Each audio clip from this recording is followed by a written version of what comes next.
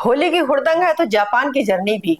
एक तरफ लखनऊ में सैलरी का आदेश जारी हो रहा है तो दूसरी तरफ टोक्यो में बुलेट ट्रेन की सवारी हो रही है।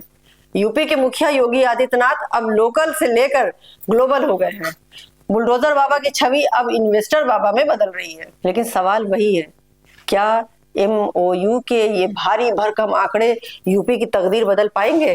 नमस्कार, मैं नाहिद, आप देख रहे हैं एक संदेश। 27 फरवरी 2026 को मुख्यमंत्री योगी आदित्यनाथ ने लखनऊ से एक फरमान जारी कर दिया है। फरमान यह है कि होली के जश्न में किसी की जेब खाली नहीं रहनी चाहिए। साफ कह दिया गया है कि चाहे सरकारी बाबू हो या संविदा कर्मचारी हो या फिर आउटसोर्सिंग वाला स्टाफ, सबकी सैलरी होली से पहले खाते में खनखना जानी चाहिए। इसे आप सुशासन कहिए या डैमेज कंट्रोल, लेकिन सरकार अब रिस्क लेने के मूड में नहीं है। पुराना अनुभव बताता है कि त्योहार पर जब हाथ तंग होता है ना, तो गुस्सा सरकार पर फूटता है। इसलिए सीएम ने 0 टॉलरेंस का अल्टीमेटम दे दिया है। बरसाना की लठमार होली पर तो पहरा ऐसा है जैसे कोई VVIP मूवमेंट हो। 4000 जवान, ड्रोन कैमरे और खुफिया तंत्र। मकसद साफ है कि रंग में भंग नहीं पड़ना चाहिए। खैर, ये तो हुई घर की बात। अब जरा सा 7 समंदर पार चलते हैं। योगी आदित्यनाथ इन दिनों जापान और सिंगापुर के दौरे पर गए थे। एजेंडा वही था, यूपी को $1 ट्रिलियन की इकोनॉमी बनाना। अब $1 ट्रिलियन सुनने में जितना भारी भरकम लगता है, उससे हकीकत में उतारना उतना ही टेढ़ा काम है। लेकिन योगी आदित्यनाथ जी मिशन मोड में है।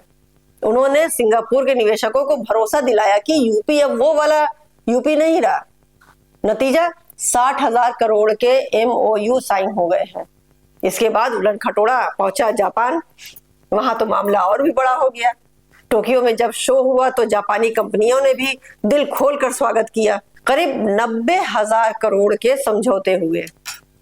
कुल मिलाकर आंकड़ा 1.5 लाख करोड़ के पार चला जा रहा है।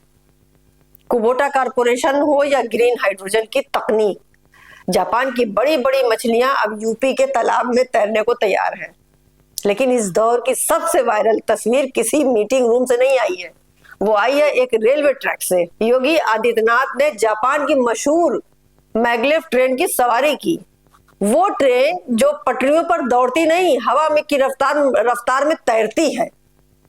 रफ्तार उसकी कितनी? 500 किलोमीटर प्रति घंटा। अब आप कल्पना कीजिए कि उत्तर प्रदेश के जाम गड्ढों से निकलकर जब कोई 500 की स्पीड पर हवा से बात करे तो अनुभव क्या रहा होगा। सीएम योगी ने भी शायद यही सोचा होगा कि काश ऐसी ही कोई ट्रेन नोएडा से लखनऊ के बीच में भी दौड़ जाए। जापान में एक वाकया ऐसा हुआ जिसने सोशल मीडिया पर संस्कार की बहस छोड़ दी है। योगी जी वहां रह रहे भारतीय मूल के लोगों से भी मिले। तभी एक भीड़ में से एक महिला आती है, साथ में एक छोटा सा बच्चा। महिला इशारा करती है और वो नन्हा सा बालक, जिसने शायद यूपी की धूल भी नहीं देखी होगी, वो सीएम योगी के चरणों में जाके साष्टांग दंडवत हो जाता है। इतना ही नहीं, उस बच्चे ने तोतली जबान में कर्पूर गौरम का श्लोक सुना दिया तो योगी भी खूब गदगद हो गए। अब भक्त इसे सनातन का विश्वगुरु मूवमेंट बता रहे हैं तो आलोचक इसे PR स्टंट। लेकिन इतना तो तय है कि भगवाधारी सीएम ने जापान की सड़कों पर अपनी छाप तो छोड़ ही दी है। हाँ।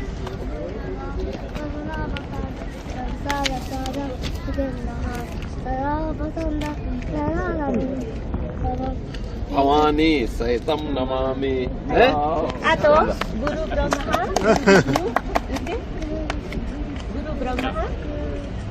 गुरु ब्रह्मा गुरुर्विष्णु गुरुर्देवो महेश्वर। लेकिन रुकिए, अगर योगी जी जापान में है तो क्या लखनऊ में सन्नाटा है? बिल्कुल नहीं साहब। समाजवादी पार्टी के मुखिया अखिलेश यादव ने यहाँ बैठे बैठे ही जापान पर निशाना साध दिया। अखिलेश का कहना है कि सीएम साहब का कार्यकाल जो है खत्म होने वाला है और वो विदाई से पहले विदेश घूम रहे हैं। तंज तो यहाँ तक कस दिया कि कहीं योगी जी जापान का नाम बदलकर आदित्यपुरम न कर दें। कहीं जापान का नाम हमारे मुख्यमंत्री जी बदल करके उगते हुए सूरज निप्पॉन जापान, उसका आदित्यपुरम ना नाम कर दें, कहीं आदित्यपुर या आदित्यपुरम न कराएं। वैसे अखिलेश बाबू के सवाल सिर्फ नाम बदलने तक सीमित नहीं है। वो पूछ रहे हैं कि MOU तो 50 लाख करोड़ के पहले भी साइन हुए थे, लेकिन वो जमीन पर कहाँ है, रोजगार कहाँ है? उनका कहना है कि सरकार इन्वेस्टर समिट के नाम पर सिर्फ इवेंट मैनेजमेंट कर रही है, जो जमीन पर कहीं नहीं दिखाई देते। अखिलेश का ये वार तीखा है। उन्होंने तो कानपुर के उस समोसे वाले का भी जिक्र कर दिया जो आजकल फेमस हो रहा है, ये बताने के लिए कि असली टैलेंट तो गलियों में है। सरकार बस हवाई अड्डे की बातें कर रही है, उधर बीएसपी के खेमे में भी खलबली मच गई है। इनकम टैक्स के छापे पड़ रहे हैं और अखिलेश कह रहे हैं कि बीजेपी तो अपनों की भी सगी नहीं है। अब हकीकत क्या है? हकीकत यह है कि यूपी में इंफ्रास्ट्रक्चर पर काम तो हो रहा है। हमीरपुर सिकंदराबाद और कुचेसर स्टेट हाईवे को चौड़ा किया जा रहा है। जेवर एयरपोर्ट और गंगा एक्सप्रेसवे को जोड़ने की तैयारी चल रही है। यानी कोशिश तो है कि यूपी की सड़कों को भी वर्ल्ड क्लास बना दिया जाए। सीएम योगी जापान से ग्रीन हाइड्रोजन और रोबोटिक्स की तकनीक लाने की बात कर रहे हैं। आईआईटी कानपुर को इसमें सेंटर ऑफ एक्सीलेंस बनाने का प्लान है। मतलब साफ है, योगी सरकार यूपी को सिर्फ खेती किसानी वाला राज नहीं, बल्कि एक टेक हब के तौर पर प्रोजेक्ट करना चाहती है। कुल मिलाकर तस्वीर यह है कि एक तरफ योगी आदित्यनाथ खुद को एक ग्लोबल लीडर के तौर पर स्थापित कर रहे हैं। वो बता रहे हैं कि यूपी में अब स्किल और स्पीड है। लॉ एंड ऑर्डर का डंका जो जापान में भी पिट रहे हैं। दूसरी तरफ विपक्ष इसे मुंगेरी लाल के हसीन सपने बता रहा है। जापान की मैग्लेव ट्रेन की रफ्तार और यूपी के विकास की रफ्तार में अभी जमीन आसमान का फर्क है। एमओयू साइन करना आसान है, लेकिन उन कागजों को फैक्ट्री में बदलना और उस फैक्ट्री से आम बेरोजगार को नौकरी दिलाना, यही असली चुनौती है। अब देखना यह है कि अब योगी जी जापान से लौट आए हैं तो क्या यूपी की झोली में सिर्फ वादे होंगे या वाकई कोई बड़ा बदलाव आएगा? क्या जापान की तकनीक यूपी के गांव तक पहुंच पाएगी या फिर यह दौरा भी फाइलों में सिमट कर रह जाएगा? होली का रंग तो कुछ ही दिनों में उतर जाएगा, लेकिन चुनावी रंग अब चढ़ने लगा है क्योंकि चुनाव नजदीक आ रहा है। आप इस पूरे घटनाक्रम को कैसे देखते हैं? आपको क्या लगता है कि यूपी वाकई इस $1 ट्रिलियन इकोनॉमी की तरफ बढ़ रहा है या फिर ये सब एक चुनावी जुमलेबाजी है? अपनी राय हमें कमेंट बॉक्स में जरूर बताइएगा। आज के लिए बस इतना ही। आप देखते रहिए एक संदेश। नमस्कार, जय हिंद।